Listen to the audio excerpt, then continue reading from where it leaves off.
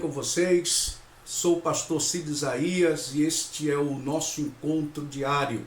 O tema que iremos abordar hoje está baseado em Lucas capítulo 10, versículo 25 ao 37.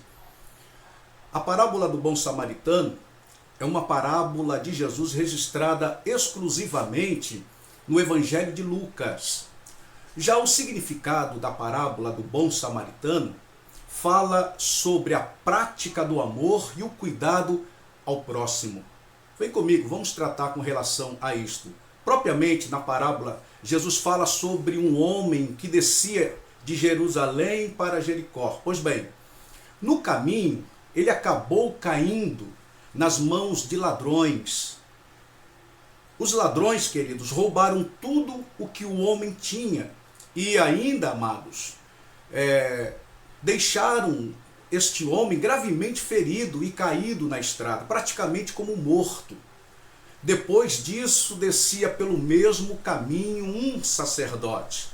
Quando o sacerdote viu o homem ferido, amados, passou direto pelo lado até o oposto. Da mesma forma, um levita também descia pelo mesmo lugar e também passou longe do homem ferido. Mas em seguida, descia por ali também um samaritano. Este, ao ver o homem ferido, compadeceu-se dele. O samaritano tratou dos ferimentos daquele homem com óleo e vinho. Depois ele colocou-lhe sobre o seu próprio animal e levou-o para uma hospedaria a fim de cuidar dele. No dia seguinte, antes de partir, o samaritano deu 2 denários ao dono da hospedaria para que ele continuasse com o tratamento ao homem ferido. Queridos, o samaritano ainda teve a ousadia de dizer que se houvesse qualquer outro gasto, o dono da hospedaria deveria colocar este gasto em sua conta, pois ele acertaria quando ele retornasse. Amados, Jesus contou a parábola do bom samaritano ao ser questionado por um homem que era doutor da lei. Era um estudioso das escrituras do Antigo Testamento, esse doutor da lei. Primeiro, o doutor da lei perguntou a Jesus acerca do que ele deveria fazer para herdar a vida eterna.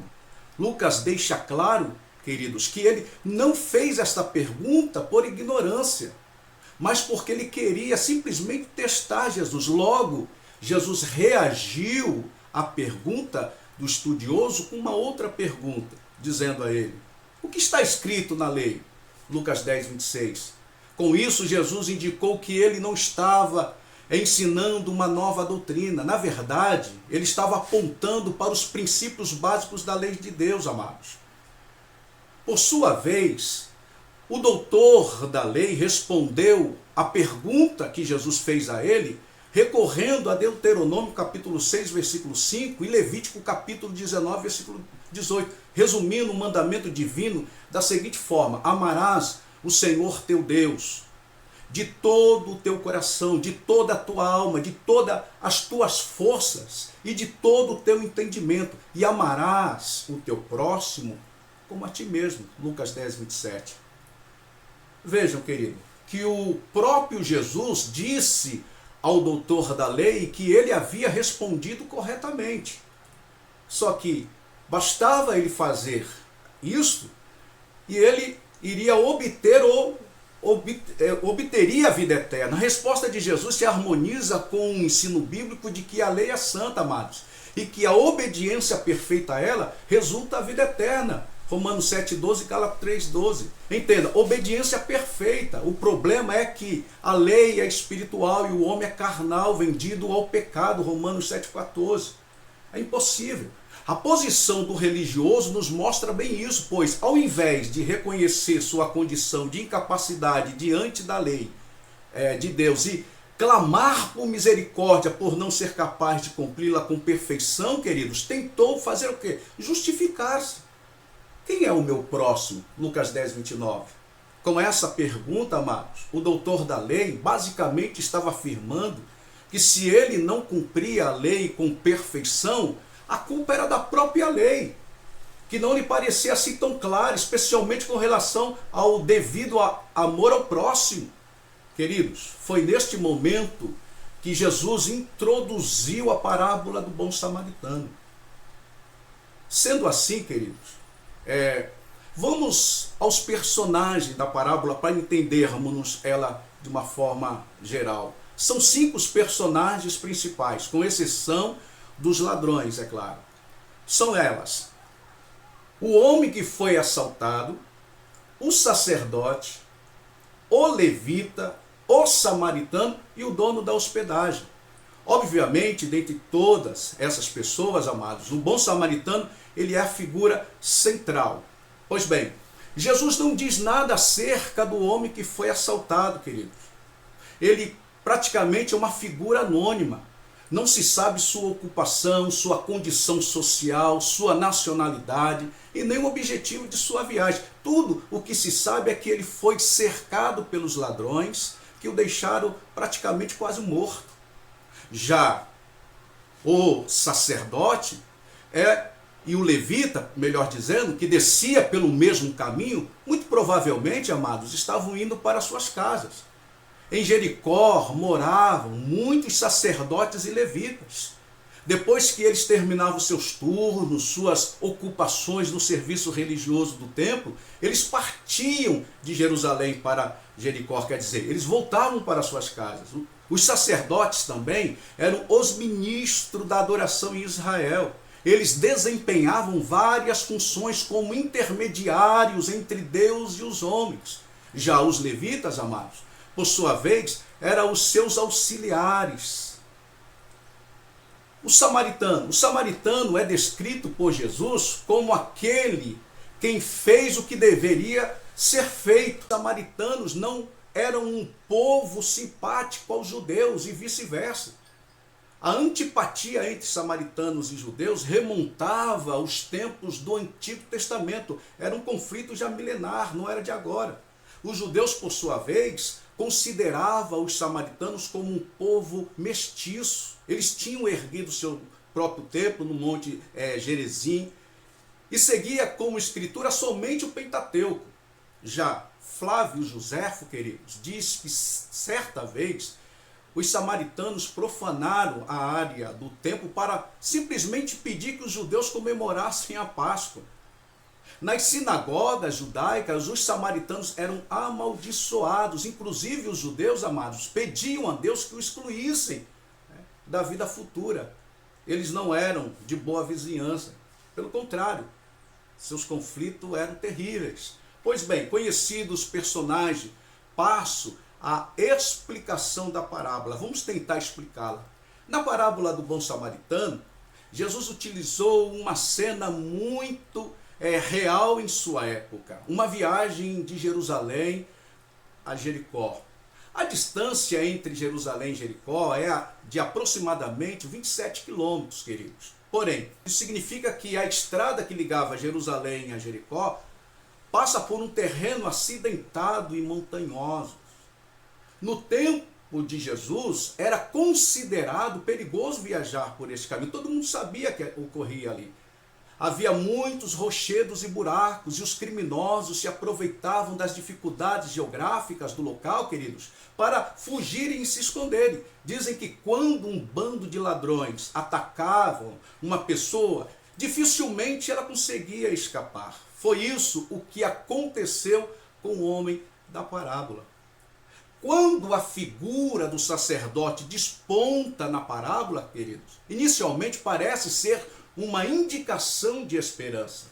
Naturalmente, esperava-se que um homem considerado santo ajudasse aquele pobre coitado que estava ferido quase à morte. Mas ele passou direto, preferiu seguir pelo lado oposto da estrada. Para ele, quanto mais longe era melhor, não se envolveu com aquilo. Não havia nenhuma justificativa, amados, para o comportamento daquele homem. É verdade que a lei lhe proibia de tocar num cadáver. Se isso acontecesse, ele se tornaria cerimonialmente impuro. Isso é lógico, está claro. Mas o homem não estava morto.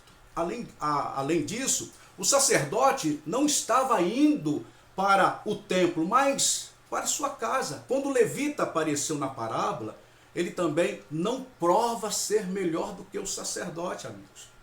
Ambos tinham falhado em cumprir um dos requisitos mais imperativos e fundamentais da lei de Deus. Confronta Miqueias 6:8. Eles não demonstraram amor e misericórdia para com os necessitados. Deus havia ordenado que os israelitas fossem misericordiosos, até mesmo para com os estrangeiros e inimigos. Êxodo 23, 4, 5, Levítico 19, 34, 2 Reis 6, 8 ao 23. E por fim, queridos, Jesus introduz a figura do samaritano. Naquele contexto, na visão judaica, um samaritano naquela cena seria a consumação da desesperança. Não era raro que alguns deles retribuíssem ódio por ódio, Lucas 9,53. Mas foi justamente o samaritano que demonstrou compaixão, amados. Ele viu um ser humano em dificuldade e simplesmente o ajudou, amados. A parábola do bom samaritano tem sido alvo de diversas interpretações fantasiosas, desde os primeiros séculos do cristianismo. Interpretações alegóricas acabam distanciando essa parábola do seu verdadeiro significado. Vejamos, uma interpretação muito antiga atribuída a Orígenes, ou pelo menos replicada por ele, diz que o homem que desceu de Jerusalém para Jericó representa Adão. Jerusalém representa o paraíso e Jericó o mundo. Os ladrões representam as forças malignas. O fato de ele ter sido assaltado é uma referência à queda do homem. O sacerdote e o levita representam o sacrifício, a lei e os profetas que não podem salvar o homem. Então, o bom samaritano representa Jesus. Ele põe vinho e azeite no ferimento do assaltado. O azeite representa o conforto e o vinho, uma indicação do sangue de Jesus derramado na cruz. Quando na parábola o bom samaritano levanta o homem que está caído, essa interpretação diz que isso é uma figura do novo nascimento. Querido, sobrou até para o animal que carrega o homem, que é uma referência ao evangelista ou ao corpo de Cristo. A hospedaria representa a igreja e o hospedeiro representa o pastor. Alguns intérpretes ainda dizem, queridos, que essa antiga interpretação sugere que as duas moedas deixadas pelo bom samaritano representam os dois sacramentos, a saber, ceia e batismo. Da mesma forma, a promessa do bom samaritano dizendo que voltaria representa a promessa da segunda vinda de Jesus. Queridos, vários dos líderes do cristianismo dos primeiros séculos defenderam interpretações semelhantes, amados. Até mesmo, veja, Agostinho, grande pensador, estudioso das Escrituras, adotou também uma interpretação parecida. Sem dúvida, há de se entender que esse tipo de interpretação descreve corretamente a história da redenção. Mas o problema, querido, é que essas interpretações alegóricas ignoram o contexto e desprezam o verdadeiro propósito de Jesus ao contar a parábola do bom samaritano. Jesus não estava indicando o processo da redenção. E qual é o significado da parábola do bom samaritano, queridos? No meu ver, o significado da parábola do bom samaritano fica claro diante da pergunta que precede a narrativa de Jesus. Quem é o meu próximo? No versículo 29. Na parábola do bom samaritano, Jesus responde que o próximo é todo aquele que necessita de amparo, queridos, independentemente de quem seja. Esse próximo, na maioria das vezes, não faz parte do nosso vínculo familiar, o círculo familiar, ou do nosso grupo de amigos. Frequentemente o próximo é um estranho, alguém que não é atraente aos nossos interesses, amados. Talvez pode ser até que esse próximo seja um inimigo, como no caso da parábola do samaritano e o judeu. Mas também É fácil perceber que na parábola, querido, Jesus posiciona essa pergunta em sua forma correta. O ponto principal não é se perguntar quem é o meu próximo. A pergunta correta deve ser: estou sendo um bom próximo para os necessitados ao meu redor? Jesus termina, queridos, a parábola do bom samaritano perguntando ao doutor da lei: quem provou ser o próximo do homem ferido? O estudioso, querido, teve de dizer: foi o homem que teve piedade dele, isto é, o bom samaritano. Então Jesus conclui no versículo 37, vá e continue fazendo o mesmo. Aqui devemos nos lembrar, querido, de que a primeira pergunta do estudioso foi acerca de como ele poderia obter a vida eterna.